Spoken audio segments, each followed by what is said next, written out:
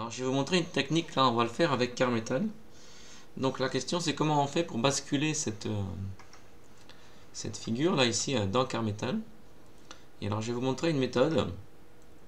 Alors on est parti de... J'ai préparé ici une copie d'écran et j'ai pris, quand j'ai fait recadrer cette figure, je l'ai recadré au format carré. Alors c'est ici.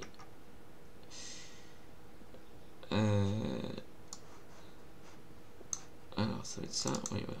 Donc c'est cette figure là, vous voyez. Alors j'ai fait volontairement un recadrage carré, donc c'est au format carré là. Alors j'ai coupé, alors, le texte ici ne m'intéresse pas. Ce que je veux, c'est avoir une image qui est au format carré. Autrement dit, dont la largeur, dont la longueur ici est pareille que la largeur. Parce que quand on va l'importer, on va la basculer en Carmetal, c'est important que le format de l'image soit bien déterminé. Et donc ici j'ai pris le format le plus simple, à savoir le format carré. Alors comment ça marche maintenant pour basculer cette figure dans Carmetal? Alors je vais fermer ça ici. Eh bien, on lance Carmetal.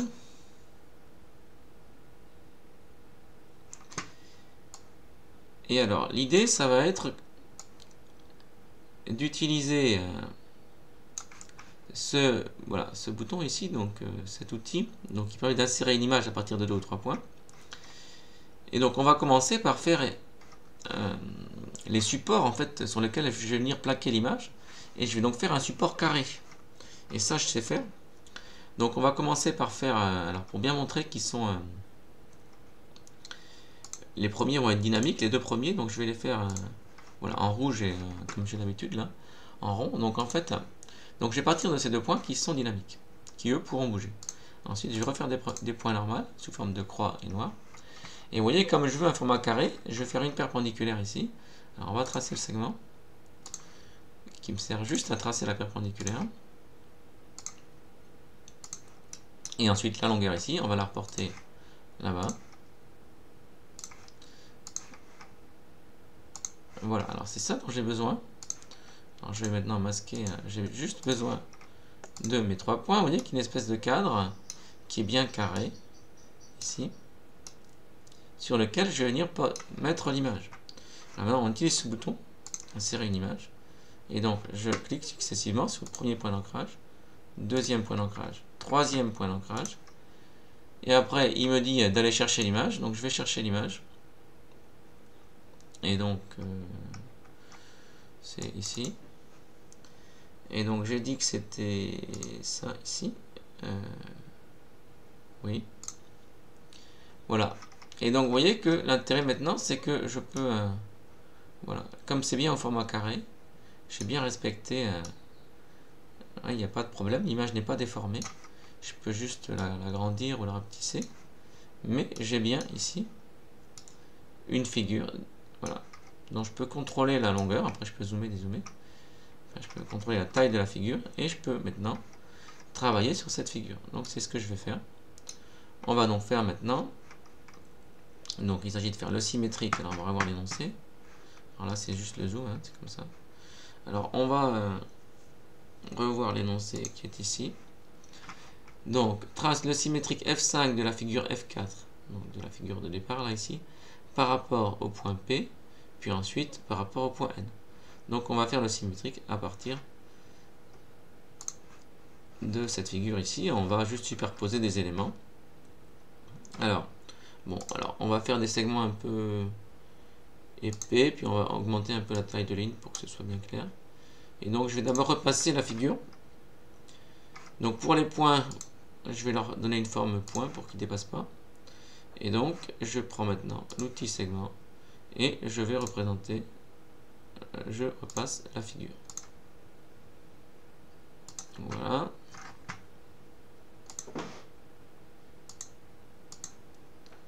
Donc j'arrive ici. Donc maintenant il y a la partie circulaire.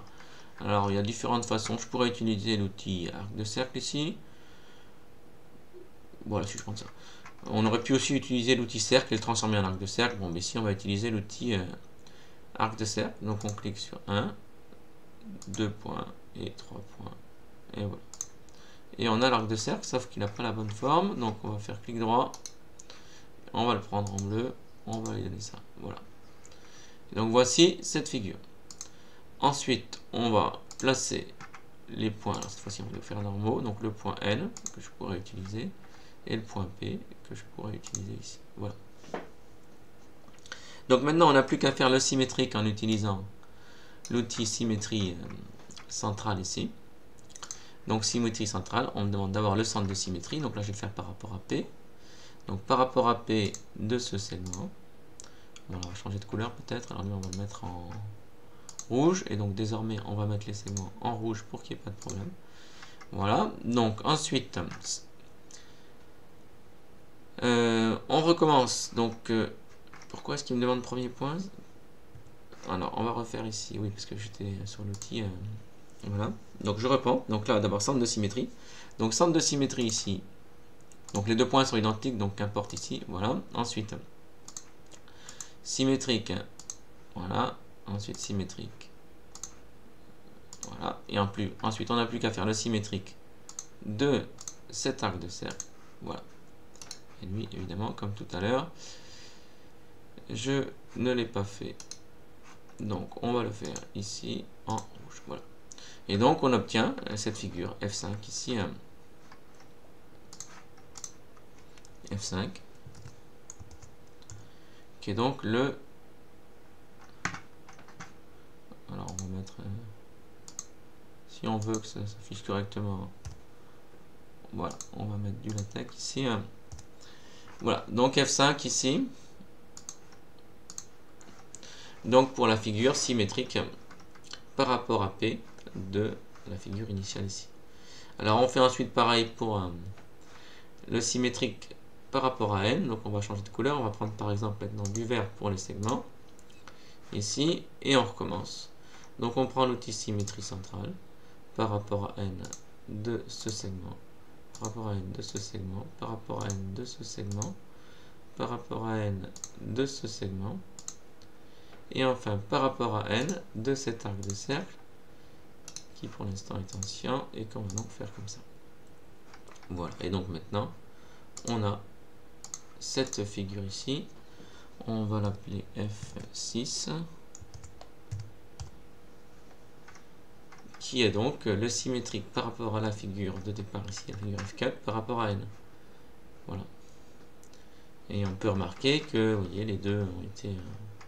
comme les deux ont été tournés de 180, finalement, eux, ils ont la même inclinaison. Les deux objets ici, ils ont la même inclinaison. Alors, on passe de l'un à l'autre uniquement en glissant la figure ici.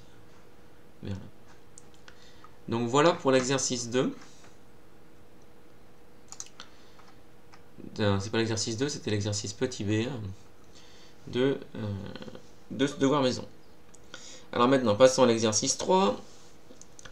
Alors, pareil ici, enfin pareil. Bon, on va utiliser Carmetal. Et alors, c'est l'occasion de vous le montrer, hein, comment on peut faire ici. Sauf qu'ici, on a une image qui est allongée. Donc là, je l'ai changée, je l'ai mise quand j'ai fait un recadrage. J'ai fait un recadrage, mais là, je l'ai fait... Alors, je l'ai mis... la longueur est 3 fois plus grande que la largeur. Donc voilà, je l'ai mis dans un ratio de 3. Image ici là. Voilà, la longueur ici est 3 fois plus grande que la largeur.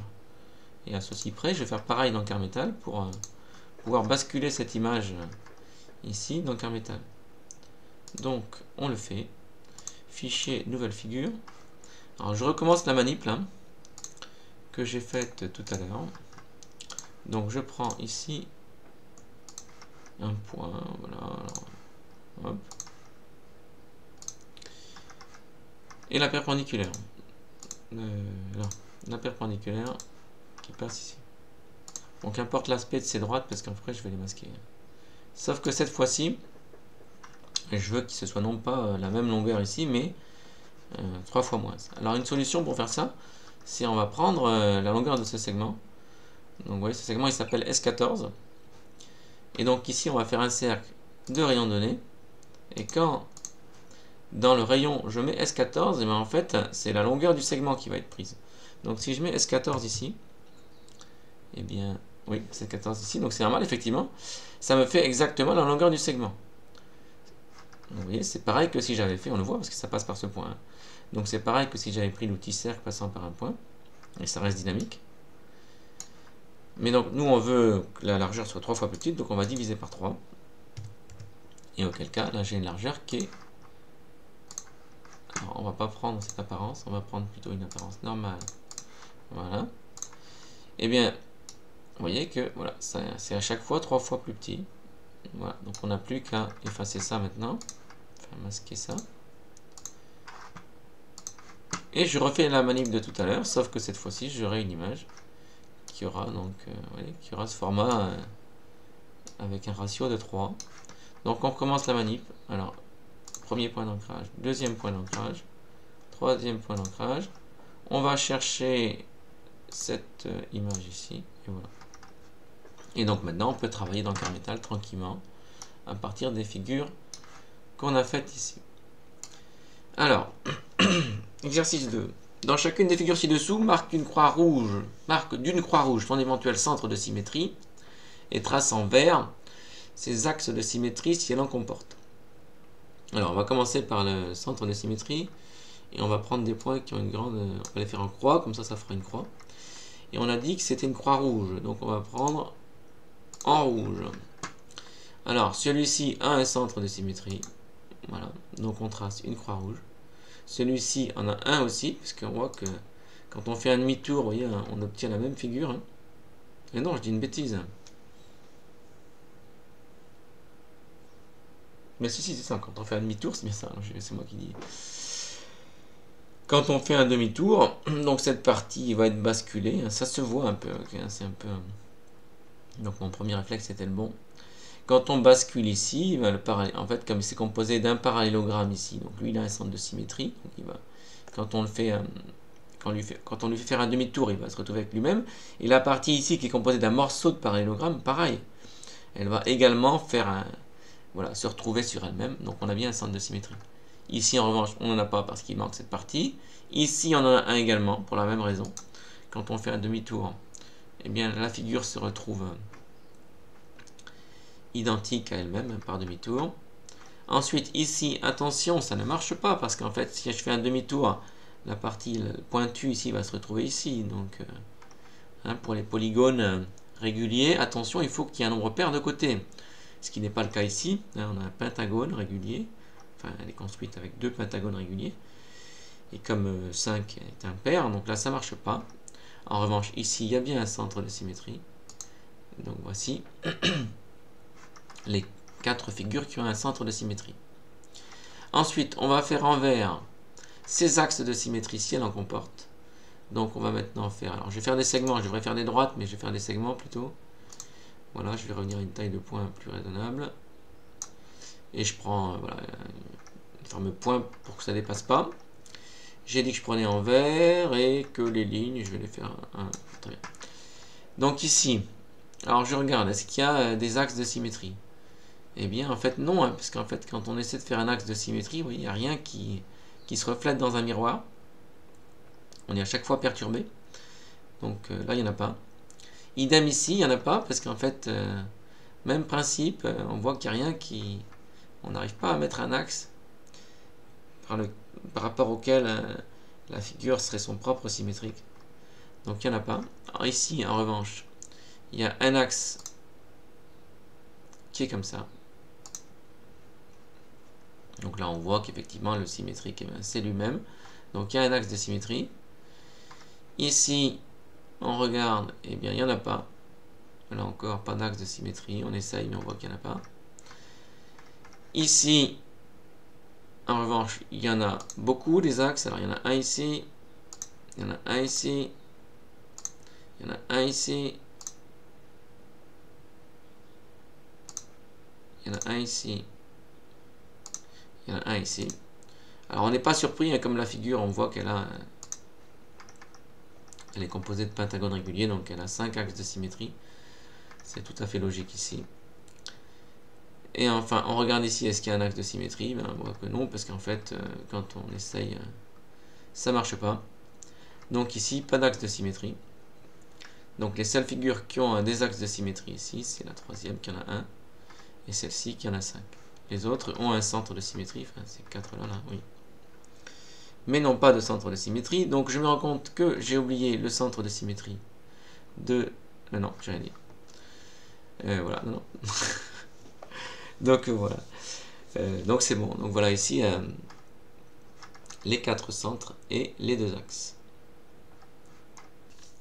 Alors on a refait la manip ici pour l'exercice 3. Donc ce qui permet ici de travailler dans le quart métal. Et donc on a la figure suivante là, et donc on demande de... sachant que la feuille a été arrachée et qu'on a juste construit le symétrique du segment AB par rapport à M, et qu'ensuite la feuille a été arrachée, de compléter malgré tout ce qui va se passer pour la symétrique, donc de trouver le point C' et le point D'. Alors le problème ici, c'est compte tenu qu'on a arraché la feuille, on n'a plus les parallèles, donc B', C' ne va pas être parallèle à BC. En revanche, comme on a des propriétés de conservation, on sait que les angles vont être conservés. Donc sur la figure ici, l'angle en B va se retrouver ici en B', et l'angle en A va se retrouver en A'. Là-dessus, le fait que la feuille soit arrachée n'a pas d'impact. Donc ce qu'on va faire, c'est qu'on va d'abord mesurer ces points, enfin mesurer ces angles, et les faire réapparaître ici. Donc on commence comme précédemment par... alors on va prendre des lignes de 2 ici, et on va repasser ici pour faire une figure en bleu. Je vais peut-être la faire en gras aussi.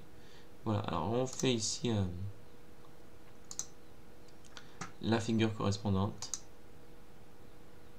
Je repasse cette figure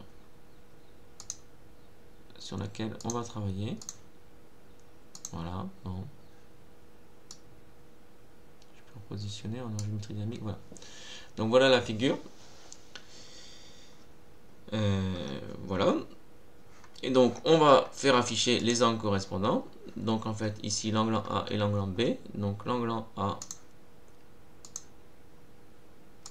il vaut 70 et l'angle en B il vaut 81 degrés. Donc par conservation des angles, comme la symétrie centrale conserve les mesures d'angle, eh bien on va retrouver ces angles sur la figure ici. Donc en B', on va retrouver un angle de 80. Donc je peux faire cet angle ici. Alors je fais cet angle. Alors, bon là les points vont être créés à la volée, c'est pas grave. 1, 2, voilà. Et je fais 81. Et ensuite l'angle en A il fait 70. Donc je recommence cette fois-ci. Je prends 70. Voilà. Et on obtient ici les deux droites sur lesquelles vont se trouver les angles ici.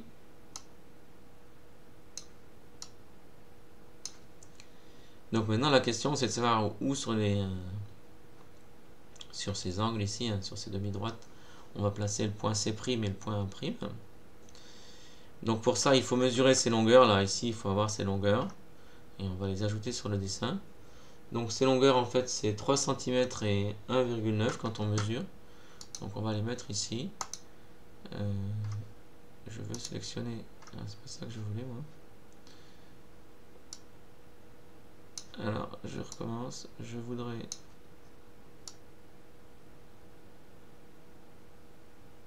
J'ai bougé là, je sais pas pourquoi.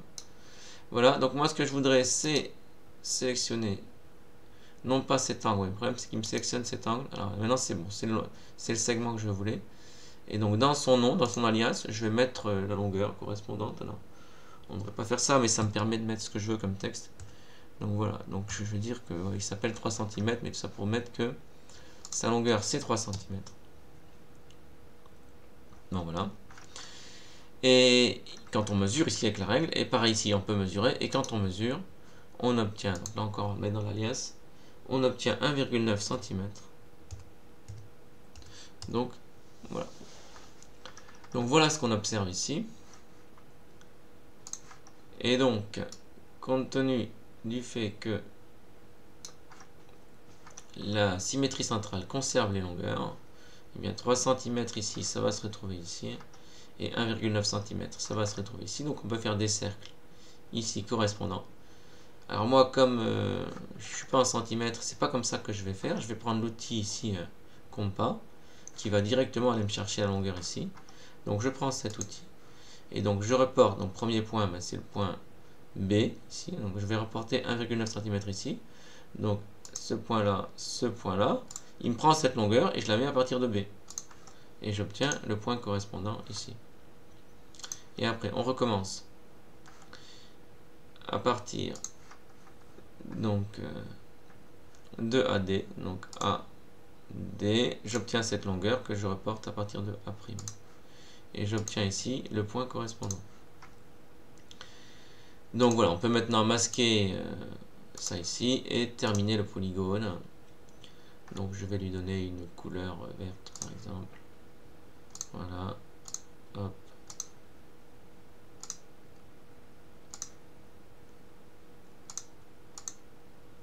Voilà.